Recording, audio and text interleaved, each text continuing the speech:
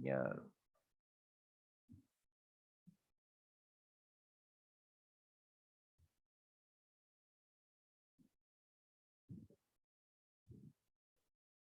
These are the objectives, हमारे पास objectives है। कौन कौन से ऑब्जेक्टिव्स हैं? डिफाइन सेफ्टी, सेफ्टी को डिफाइन करेंगे। कैरेक्टरिस्टिक्स ऑफ सेफ्टी की क्या खुसूसियात हो सकते हैं? फिजिकल और माइक्रोबियल हेजर्ड जो है इसका इन्वायरमेंट में फिजिकल हेजर्ड और माइक्रोबियल हेजर्ड को आइडेंटिफाई करना है कि what is microbial hazard, what is physical hazard, और discuss the various ways to minimize hazard. हम हेजर्ड को कैसे कम कर सकते हैं? तो सबसे पहले आपको हेजर्ड का पता होना चाहिए कि हेजर्ड किसे कहते हैं। तभी हम ऐसे प्रिकॉशन वगैरह तभी हम यूज कर सकेंगे जब मुझे पता होगा कि हेजर्ड किसे कहते हैं। सही है। तो सबसे पहले before we going in detail, first of all we should to talk about the safety. ये these are the different objectives. Safety क्या? Is the state of being safe. एक स्टेट है एज अ बीइंग सेफ, यानी महफूज रहने को हम safety कहते हैं। The condition of being protected against, या वो कंडीशन है या प्रोटेक्टेड अगेंस्ट, यानी हम अपने आप को महफूज रखें from physical, social, spiritual, financial, political, emotional, occupational, psychological, educational और other type और consequence of failure। हमारे पास ये क्या है? these are the states है जिससे हम अपने आप को प्रोटेक्ट कर सकते हैं। फिजिकल, जैसे फॉर एग्जांपल किस सेफ्टी है, कोई आपको थप्पड़ मारे तो इस थप्पड़ से अपने आप को बचाना है। सही है। कोई आपको डंडा मार रहा है तो इस फिजिकल एब्यूज से अपने आप को सेव करना है। सोशल का मतलब ये है, सोशल ये है कि किसी कम्युनिटी में आपको कोई गालियां दे रहा हो, इससे अपने आप को वो करना है, सोशली आइसोलेट रहना है। या कोई मजहबी रिलीजियसली तौर पे आपको मसला हो तो इस कंडीशन में भी अपने आप को सोशली तौर पे आइसोलेट रख के अपने आप को सेफ रखना होता है। स्पिरिचुअल भी मजहब से ताल्लुक रखती है। फाइनेंशियल जो है, आप अगर आप गरीब हो तो गरीबी है क्या है, तो इस गरीबी की वजह से आप अपने आप को सेव करते हो फ्रॉम द, यानी आप कोई चोरी वगैरह ना करो, डाका वगैरह इस किस्म की चीजें ना करो। या फाइनेंशियल ये कि आप अपने आप को फाइनेंशियली स्टेबलाइज रखते हो, आप जॉब करते हो ताकि आप फाइनेंशियली स्टेबलाइज रहें और आप सेफ रहें। सही है। पॉलिटिकल जो है, सियासी तौर पे कोई आपको ना मारे। इमोशनली ये भी है कि आप किसी का मजाक, कोई आपका मजाक ना उड़ाए। ओकुपेशनल, पेशे के लिहाज से आपको कोई बुरा भला ना करे। साइकोलॉजिकल तो आपको पता है। और एजुकेशनली तौर पे अपने आप को मजबूत रखे ताकि कोई आपके आपके सेफ्टी को अनसेफ ना करें। तो दीज आर द कंसिक्वेंसेज। अगर फेलियर हो जाए तो इसको हम अनसेफ्टी कंडीशन हो सकते हैं, या डैमेज हो, एरर हो जाए, एक्सीडेंट हो जाए, या हार्म हो जाए, कोई नुकसान हो जाए ऑन और any other event which could be consider non desirable. या डिजायरेबल का मतलब, नॉन डिजायरेबल का मतलब जो आपके ख्वाहिश नहीं है, लेकिन उस बगैर चाहते हुए, ना चाहते हुए कोई ऐसा सानिया या कोई इवेंट हो जाए तो उसको भी अनसेफ कंडीशन कह सकते हैं। तो हम इन चीजों से क्या करना है? बचना है, हमने आपको बचाना है। Safety is never number one priority when providing client care. Safety ये है कि हम सबसे पहले क्लाइंट का यानी पेशेंट के केयर का ख्याल रखेंगे, because it's the number one priority है। पेशेंट को सेफ रखना है any types of harm, either political, either socially, either educational, either psychological, हर चीज जो हमने डिस्कस कर लिए। क्रिटिकल कैरेक्टरिस्टिक्स ऑफ सेफ्टी क्या है? As any feature throughout the life cycle of critical safety item such as, हमारे पास कुछ ऐसे कैरेक्टरिस्टिक्स है जो आपकी सेफ्टी को खराब भी कर सकते हैं और बना भी सकते हैं। डायमेंशंस है, टॉलरेंस है, बर्दाश्त करने की, कोई आपको गाली दे उसको कैसे टॉलरेट करोगे। फिनिशिंग है, और मटेरियल है, मटेरियल की वजह से भी आपका सेफ्टी वो खराब हो सकती है। मैन्युफैक्चरिंग और इंस्पेक्शन प्रोसेस में भी आप सेफ्टी आपके खराब भी हो सकती है। तो इसलिए आपने आपको क्या करना है? स्टेबलाइज रखना है। ऑपरेशन में भी आपकी सेफ्टी क्या हो सकती है? खराब हो सकती है। फील्ड को मेंटेनेंस को बरकरार रखना ताकि आपकी सेफ्टी जो है अनसेफ ना रहे। या कोई क्रिटिकल सेफ्टी आइटम जो है, जो जैसे वेंटिलेटर वगैरह है, इसकी मेल फंक्शन को क्या करना है? फंक्शनल रखना है ताकि कोई पेशेंट आपका खराब ना हो जाए। This is also the other type of safety. हम सेफ्टी को पढ़ने के बाद हम हेजर्ड की तरफ आते हैं कि what is hazard.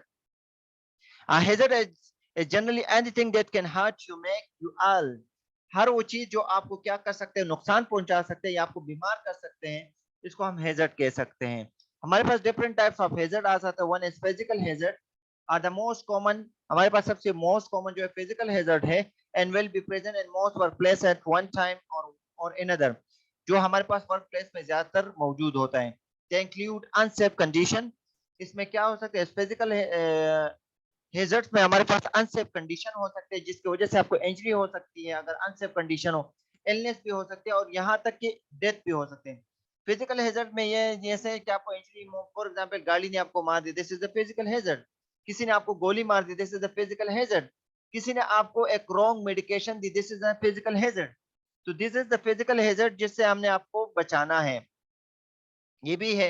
Electrical hazard भी हमारे पास टाइप्स है, किस चीज का, फिजिकल हेजर्ड के टाइप्स आते हैं, frayed cords, missing ground pin या इम्प्रॉपर वायरिंग वगैरह हो तो आपको करंट लग सकती है। अनगार्डेड मशीनरी जो है और मूविंग मशीनरी पार्ट जो क्या है कवर ना हो तो इसकी वजह से आप, अगर आप एक्सीडेंटली टच करते हो, सही है, कवरिंग वगैरह मशीनरी के ना हो, इसको एक्सीडेंटली अगर आप टच करते हो वो आपको खराब कर सकते हो। This is also the other types of what physical hazard. Constant loud noises वगैरह हो, शोर वगैरह हो, तो ये भी फिजिकल हेजर्ड में आ जाते हैं। तो इसलिए अगर आप हॉस्पिटल में ड्यूटी करते हो या आप ड्यूटी करते हो तो आप लाउड नॉइज भी नहीं करोगे क्योंकि ये हेजर्ड कहलाता है और पेशेंट के नुकसानदा हो सकते हैं। High exposure to sunlight, ultraviolet rays, heat और कोल्ड जो है दोनों जो है ये भी फिजिकल हेजर्ड पे आ जाते हैं। तो इसलिए हम पेशेंट को क्या करते हैं, गर्मी से भी बचाते हैं और सर्दी से भी बचाते हैं। दोनों कंडीशन में हम एसी वगैरह इस तरह के स्टेबलाइज एनवायरनमेंट रखते, स्टेबलाइज टेम्परेचर रखते फॉर द पेशेंट और for ourselves. Working from heights जिसमें लीडर्स वगैरह, स्केफोल्ड वगैरह, रूफ से वहां पर काम करते हो जो है एहतियाती करना है ताकि आपको क्या हो, आप गिर ना जाए, तो ये भी फिजिकल हेजर्ड में आ जाते हैं। Working with mobile equipment such as forklifts, जैसे हमारे पास क्या है equipments in the work place require significant additional training experience. आप जैसे मोबाइल इक्विपमेंट के साथ अगर आप काम करते हो तो क्या करना है, इसमें आपके लिए एडिशनल ट्रेनिंग और एक्सपीरियंस की जरूरत है। अगर आपको एक्सपीरियंस और ट्रेनिंग ना होगी तो इस चीज को आप खराब कर सकते हो।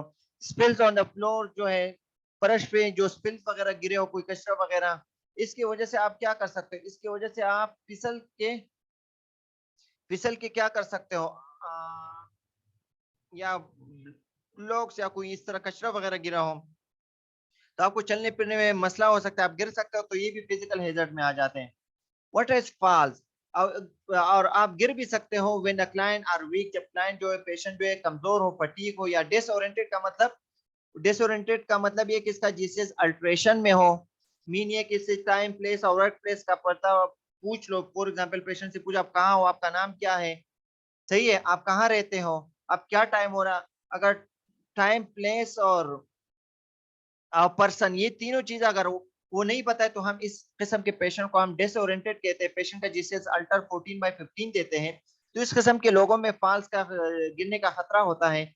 इसी तरह falls can occur at any age, गिरने का खतरा हर उम्र में हो सकता है, लेकिन ये याद रखना कि ओल्डर देन 65 से ज्यादा उम्र हो तो ये एग्जाम में आ सकता है। तो इन लोगों में चांसेस ऑफ फॉल जो है चांसेस हो सकते हैं, they are leading cause of injury और फैटेलिटी हो सकती है इन लोगों में। ये कौन बताता है, CDC guideline, control for disease control and prevention, CDC guideline जो बोल रहा है वो क्या बोल रहा है, according to the CDC guideline when the patient or the client is age is greater than or more than 65, so this type of person or client is high risk for what, for fall. Example of minimizing the risk for controlling the physical hazard, हम किस तरह minimise करेंगे physical hazard से, लोगों को कैसे बचाएंगे। The chair has a wobbly leg, wobbling वगैरह कर रहा हो इसके लेग को, तो क्या करें, इस किस्म के चेयर को क्या करना है, हटाना है और रिपोर्ट करना है, लोगों को बताना है कि इसको चेंज करना है, जो चेंज करने वाले लोग हैं। इलेक्ट्रिकल कोड जो है, जो इलेक्ट्रिकल बिजली वाले सामान है, अगर इसमें कोई इस तरह मसला आ रहा हो तो उसका भी इंफॉर्म करना है बिजली वालों को। अगर की corner of the floor mat is turn off, अगर कोई कॉर्नर जो है किसी मेट वगैरह या कालीन वगैरह का कोई कॉर्नर जो है उठ गया हो, उल्टा हो गया हो, तो उसको सही करना है, सही है, इसको बिल्कुल सही करना है। और इसके अलावा ऊपर हो गया तो इसको नीचे करना है, बिल्कुल सीधा करना है और बताना भी है, इन्फॉर्म भी करना है। इसी तरह अगर टेबल का शार्प एज, तेज दार जो है, यानी तेज तरफ जो है शार्प एजेस हो, तो इस पे क्या करना है, कोई कपड़ा वगैरह लगाना है शार्प एजेस पे और इसका भी रिपोर्ट करना है। इसी तरह अगर कोई कील वगैरह जो है कोई ड्रावर पे, कोई दराज पे लगा हुआ हो, तो क्या करना है, इस नेल पे कोई कपड़ा, ये कोई चीज लगाना है, ताकि किसी को क्या हो, किसी को ये नेल वगैरह ना लगे, कोई जख्मी किसी को ना करे, तो इसको क्या करना है, इन्फॉर्म करना है। इसी तरह पेशेंट के लिए साइड रेल वगैरह होते हैं, पेशेंट के बेड साइड पे एक तरफ, दोनों तरफ क्या होते हैं, साइड रेल होते हैं, जिसका काम क्या होता है, फॉल्स वगैरह से इन्हें पेशेंट को गिरने से बचा देते हैं। How can we control the risk, हम इस रिस्क को कैसे कंट्रोल कर सकते हैं। People can be separated from the risk, risk से हम इसको सेपरेट कर सकते हैं। इसके लिए हम क्या करते हैं, पर्सनल प्रोटेक्टिव क्लोथिंग वगैरह, पीपी वगैरह यूज करते हैं, जैसे गूगल, गम बोर्ड्स और ग्लव्स वगैरह यूज करते हैं। इसी तरह staff can be train and better inform, staff को ट्रेन करना चाहिए और इन्फॉर्म भी करना चाहिए कि इसकी वजह से आपको खतरा हो सकता है, तो इसलिए आप गाउन वगैरह, ग्लव्स वगैरह पहनेंगे। फॉर एग्जांपल मरसा वाले पेशेंट को, या वीआर या टीबी वाले पेशेंट को अगर आप डील करोगे तो N95 मास्क वगैरह पहनना है। तो ये क्या है, हम इस रेस से, पेशेंट्स के डिजीज के रेस से अपने आप को बचा सकते हैं। Lifting equipment can be use हो कर सकते हो। Power tools can have guards, power tool का मतलब बिजली के जो सामान है वो कवर होना चाहिए। Safety switch can be use, और सेफ्टी स्विचेस वगैरह भी आपको यूज करना चाहिए। इसी तरह एयर ड्राइवन टूल जो है, जो जिसे हवा आ रही है, उसको यूज कर सकते हैं to reduce the need for electricity वगैरह की नीड को कम कर दिया सकता है। और ऑफिस फर्नीचर को हम क्या करते हैं, केयरफुली सेलेक्ट करते हैं ताकि जल्दी खराब ना हो। और इसके अलावा हम क्या कर सकते हैं, आसान जबान यूज करेंगे जहां पर लिखने की जरूरत है। और ऑक्यूपेशनल हेल्थ और सेफ्टी पॉलिसी जो है और प्रोसीजर को हमें फॉलो करना चाहिए। ऑक्यूपेशनल हेल्थ की और सेफ्टी पॉलिसी और प्रोसीजर को हमें फॉलो करना चाहिए। उसमें क्या क्या, बायोलॉजिकल और माइक्रोबियल हैजर्ड किसे कहते हैं। बायोलॉजिकल हैजर्ड इसको कहते हैं जो हमारे पास come from working with animals, animal के साथ अगर आप काम करते हैं, पीपल या इन्फेक्शियस प्लांट्स मटेरियल के वजह से जो कचरा वगैरह बने उसको हम बायोलॉजिकल हैजर्ड कहते हैं। जैसे गोबर वगैरह, वो बायोलॉजिकल हैजर्ड कहलाता है। ब्लड वगैरह का गिरना, ये बायोलॉजिकल हैजर्ड कहलाते हैं। सही है, कोई बैक्टीरिया वगैरह ये बायोलॉजिकल हैजर्ड कहलाते हैं। तो work and day care hospital, या work and day care hospital में काम कर रहे हो, हॉस्पिटल में काम कर, होटल, लॉन्ड्री और रूम क्लीनिंग वगैरह, लेबोरेटरी वगैरह, या वर्टेनरी ऑफिस वगैरह में काम कर रहे हो, या नर्सिंग होम वगैरह में काम करते हो, तो वो लोग भी बायोलॉजिकल हैजर्ड के साथ एक्सपोज हो सकते हैं, तो वहां पर भी एहतियात करने चाहिए। Three types of thing that may be expose to include, three types of things के साथ हम एक्सपोज हो सकते हैं बायोलॉजिकल हैजर्ड। ब्लड या दूसरे बॉडी फ्लूइड यानी स्पूटम वगैरह के साथ हमारा सामना हो सकता है किसी पेशेंट का, तो इसलिए हम अपने आप को कवर करना चाहिए। फंगाई के साथ हमारा सामना हो सकता है, बैक्टीरिया वायरस के साथ हो सकता है, प्लांट्स वगैरह के साथ भी हो सकता है, या कोई मॉस्किटोज के बेट्स या कोई इंसेक्ट्स बेट्स की वजह से भी हमें मसला हो सकता है। तो इसलिए हमें इस किस्म की चीजों से हमें अपने आप को बचाना है। तो इसलिए हमें इसका सामना हो सकता है। कंट्रोल ऑफ बायोलॉजिकल हैजर्ड्स को कैसे क्रॉस हम ये प्रोसीजर को फॉलो करना है to avoid cross contamination. Contamination mean गंदी चीजों से अवॉइड करना है। जैसे क्रॉस कंटामिनेशन कैसे होगा, जैसे एक पेशेंट की जरासीम जो दूसरे पेशेंट में ट्रांसफर करने से कैसे बचाओगे। वॉश हैंड को अप्रोप्रिएट टाइम में और प्रॉपर प्रोसीजर के साथ आपको अपने आप को हाथ को धोना है। Wash press procedure to press produce and clean running drinkable water, इसको क्या करना है, वॉश करना है। सही है, और पानी वगैरह साफ रखना है, क्लीन वगैरह। Use appropriate utensil for serving food, या हमें खास किस्म के बर्तन वगैरह, साफ बर्तन वगैरह यूज करना है सर्विंग फूड के लिए। इसके अलावा सैनिटाइज और वर्क सरफेसेस को क्या करना है, क्लीन और सैनिटाइज करना चाहिए, साफ करना चाहिए, यानी टेबल वगैरह, चेयर वगैरह। इसके अलावा clean and sanitize equipment between use, जब भी आप यूज करते हो इस इक्विपमेंट को क्या करते हो, सैनिटाइज और क्लीन करोगे आफ्टर यूज। इसी तरह check concentration of sanitizing solution का कंसंट्रेशन वगैरह यूज देखना होता है कि वो कितना तेज है।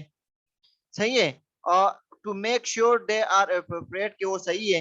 Keep your immunization up to date, आपने इम्यूनिटी इम्यूनाइजेशन को देखना है। Ensure that any equipment that might have harbour biohazard, जैसे इसको क्या करना है, ऐसे इक्विपमेंट को देखना है जो आपको हर बार बायोहेजर्ड करा सकते हैं, जैसे फैंस है, वेंटिलेशन सिस्टम है, एज रेगुलरली मेंटेन, इसको मेंटेन रखना है, बरकरार रखना है, क्लीन और स्टेरलाइज भी करना है, सही है। और clean and disinfected work surface open, जो जो चीजें वहां पर आप यूज कर रहे हो उसको क्या करना है, वर्क सरफेस चीजों को डिसइंफेक्ट और क्लीन करना है। क्लीन और स्पेल्स इमीडिएट, कोई चीज गिरे हो ब्लड वगैरह, इसको इमीडिएटली तौर पे साफ करना है। Handle and dispose of all biohazard waste, जो भी बायोहेजर्ड वेस्ट है इसको क्या करना है, हैंडल करना है और डिस्पोज करना है। डिस्पोज करके किसी की थैली में बंद करके इसको इसको क्या करना है, गिराना है। Assessment of environmental safety. सही है, आज तक के लिए इतना ही।